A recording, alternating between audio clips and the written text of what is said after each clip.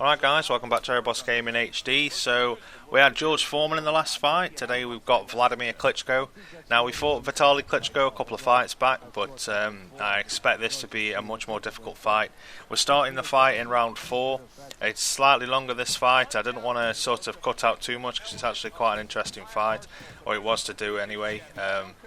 It's quite an interesting fight in general, so I didn't want to cut out too much. Obviously cut out the training and stuff like that. I didn't make any changes to my character before this fight at all, and obviously this is a post commentary, so I can obviously chat a little bit more about how it happened and whatnot. The commentary for the actual gameplay wasn't great, so obviously that's why I'm doing a post commentary now. So this fight, obviously I said near on that this was going to be a character based quite loosely on the Klitschko brothers, the sort of boxing style that they have, sort of being quite safe and quite reserved in your punching. Now, obviously, to beat this guy and to beat Vitaly Klitschko at least was obviously, it was a good sign that I'd actually done it well, and that not only have I sort of based my character on them, but obviously being able to beat them means that I've obviously got something else that they don't have, which I think is the close range sort of brawling sort of style that I intake when I'm fighting as well. This obviously is a really good fight. It's relatively close. The scorecards can be quite deceptive sometimes, even though obviously I'm ahead on the scorecards up to now. And I am up on the scorecards quite a lot through the fight. They can be deceptive, so don't just judge everything by the scorecards, because it doesn't necessarily mean that you're doing the better job. You can be throwing loads more punches, therefore winning the rounds, but you can actually waste a lot more stamina and actually not be landing much at all. So with this character, as you can see, I'm not sort of doing the sort of reserve style that I normally take, where I sort of stay on the back foot and make them come to me. I'm sort of doing it a little bit here and there, but I'm not doing a great deal of it. The reason why I'm not doing a lot of that is because obviously Klitschko is the master of sort of long range fighting, if you will, so I don't really want to get into sort of a jab straight match with him at distance, because he'll probably get the better of me. Well, I almost know for a fact that he would get the better of me, so that's why I'm sort of closing him down, getting him on the ropes. When I do get him on the ropes, I'm trying to get him to throw punches, trying to draw punches out with my jab. Once he starts to throw punches, then I start to unleash with a few hard shots. So that's sort of my whole game plan here. You can see I'm leading with the jab, throwing the odd straight in there when I can land it. See, I landed like 6 punches there in quick succession. And you can see that I'm throwing this jab. The reason why I'm throwing the jab quite a lot is just to try and draw him to throw some punches. Once he starts to draw throwing the punches, I'm going to start laying into him with hooks and more straights. The reason why I lead with the jab, obviously it being a much quicker punch, it uses much less stamina just throwing the odd jab than it would be to, throw like a hook. And not only that, it obviously keeps your defence quite tight with just throwing the jab. If you start throwing hooks and straights all the time, you leave yourself wide open for big shots and big counters. It's really quite difficult to counter the jab unless you've got, either really lucky with your movement, or if you've got like absolutely excellent timing, which the computer doesn't necessarily have. The computer can obviously counter your jab if they want to, but it's not very often that they do, and it's more just luck and RNG more than anything. By RNG I mean the random number generators. For anybody that doesn't know, all games sort of work on some sort of RNG at some point, and especially when you're playing against an AI, there's obviously a lot of RNG. The random numbers that are generated in the game mechanics obviously affects and determines what punches they're going to throw, what movements they're going to do, and that RNG obviously is the result. That RNG is the cause of some of the counters to jabs. I don't think there is a lot you can do to counter a jab. You can sidestep away from a jab, but as I've said, it's more about luck than skill, which is why I lead with the jab instead of leading with any other punch. Keeping this guy on the ropes seems to be doing really well.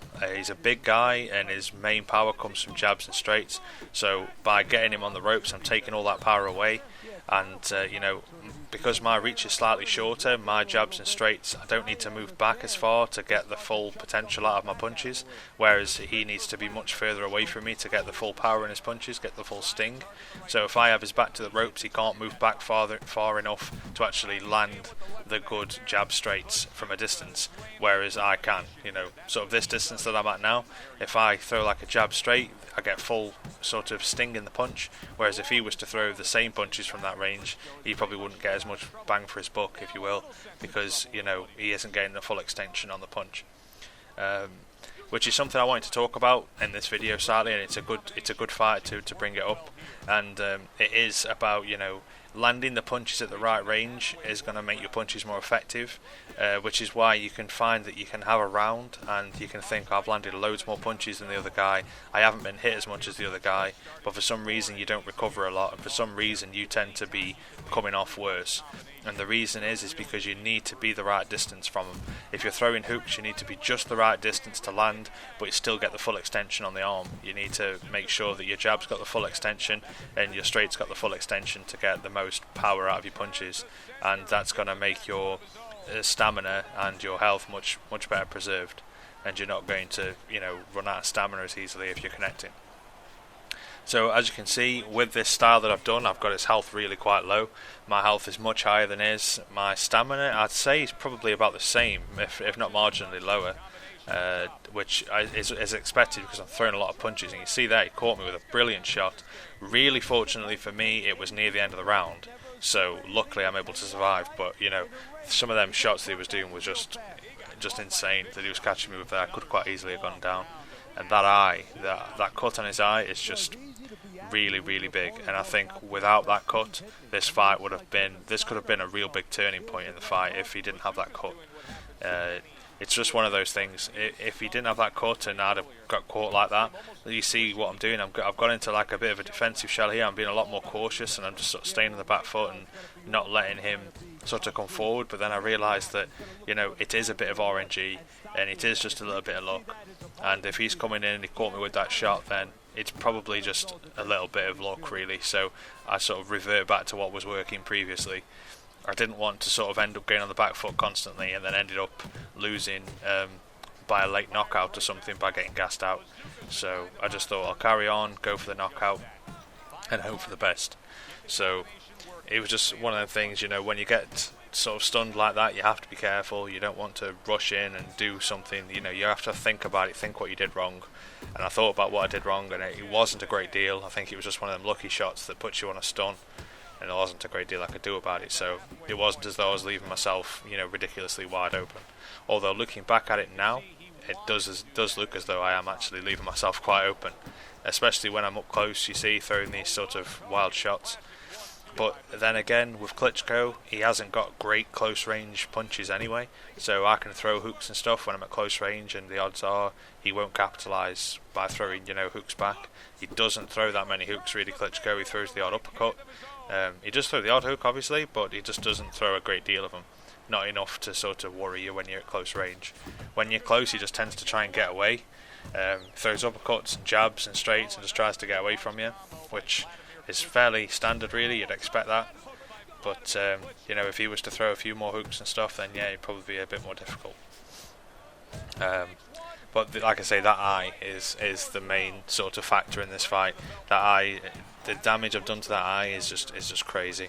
I don't know if he's just got a low cut sort of stat or a low swelling stat, but his eye is just ridiculously bloody. Any sort of punch on that's going to be doing major damage. You can see I'm miles ahead on the scorecards. But he did get me stunned, and that's more than I've done to him so far. So you can't always just rely on it. But one punch there, you saw that one punch just put his health to halfway.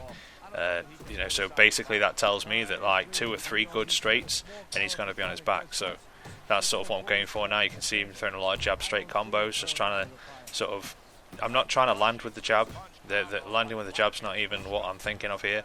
I'm throwing the jab so that he blocks it and then throws a punch, and then I'll land with the right, which has been basically my plan all the way through this career. Good left hand there from both of us actually, but all I'm looking at is that bloody eye. I'm just trying to get that eye, and like I say, a couple of good shots on that, and it's going to be a good night for him.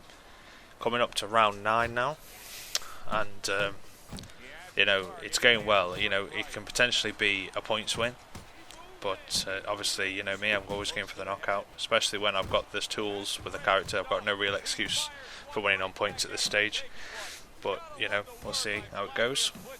And one thing I wanted to mention is obviously we're really climbing up the ladder now. We're coming up to a title fight.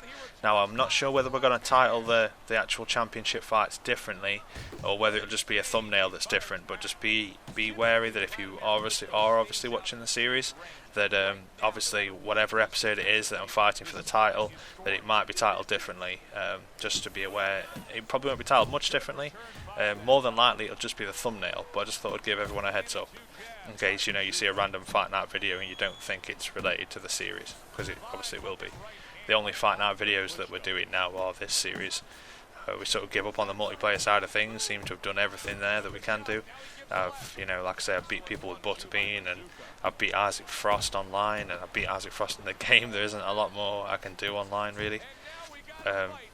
And the actual sort of competitive scene on Fight Night, it's so tight-knit that you can't really get involved in it. Most people play from the USA, which makes really bad lag for some of us, especially like me trying to connect to people in America. It's really quite difficult, and you get quite a lot of lag, and it's nobody's fault, but it doesn't make for a very enjoyable playing experience. So I was thinking of going to fight in the league and sort of fighting competitively and getting known on that sort of scene, but I don't really see the point when there's nobody really from the UK that takes part that I've seen. So yeah, as you see there, I landed one good right hand, put his health, put him on stun, and then the next punch just put him straight down. And it's all about that cut. The only reason why is just because of that cut. His health wouldn't be nowhere near this low, and it's quite a shame really, because I thought this fight could have been a real good one, and it could have been a real close fight if it wasn't for that cut. So although it has made the fight a lot easier, it's almost a little bit disappointing, because it would have been nice to have a real close match. And you can see by my stamina, I'm not having an easy night really. I've not preserved my stamina well, obviously for taking the sort of brawling sort of style when I'm a long range guy is not helping. But if he didn't have that cut, I wouldn't be doing nowhere near as much damage. Therefore, I would obviously have to waste even more stamina trying to get his health this low. Yeah, I don't know if I'd have got a knockout if he didn't get this cut at all. A knockdown even. So yeah, just jabbing away, just trying to land that next big right hand. And I don't know whether I'll get it in this round or not. I have no idea. But obviously, my stamina is quite significantly lower than his now. Obviously, my health's higher than his. When you just see that one right hand, bang, and then obviously I'm on the back foot, moving away, just trying to be defensive, keep raising my guard when he punches, dropping it when he isn't, and that just keeps my guard nice and fresh. And you can see he didn't even punch through my guard once there, and the only reason he didn't was because of that was obviously raising the guard at the right time. My stamina was so low that if I didn't do that, he would have more than likely put me down. But obviously just raising your guard when they punch is what you need to do. And then obviously he annoyed me and I got him back there, so yeah, so hit him on that cut there, that puts him down. Jab, left hook to the face, and then that's it. I think that's all she wrote, to be honest. When you see him standing up really quick like this, the odds are they never really stand up. You see he nearly got up there, then his legs went, so yeah, it wasn't a live com there, guys. Obviously it was a talk over, and obviously it's always a little bit different when you're doing the talk over and stuff like that, because it's all sort of talking over the fight, and it's not so much sort of hands-on, but obviously shed some light on some other things there, obviously with the RNG and some more about the character and stuff like that. So I hope you enjoyed the episode, guys. Just going to wait till the stats come up so you can see them. They're also good for me seeing the stats at the end, because when I come to edit the videos I know which episode I'm on by what fight I was on. So I've got that many clips and that many bits of video footage on the PC. It's good to know sort of what fight I was on. Not the most organised when it comes to labelling my videos, my actual raw footage anyway.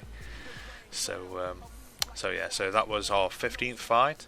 My connect percentage has gone down again by 1%. My KO percentage has obviously gone up, but 52% connect is still, I'm still happy with that. It's over halfway, and obviously part of that was the fight challenge to get, over 40% punch accuracy. So really happy with that. And yeah, that's it for this episode, guys. So hope you enjoyed it, and I'll catch you on the next one. Bye bye.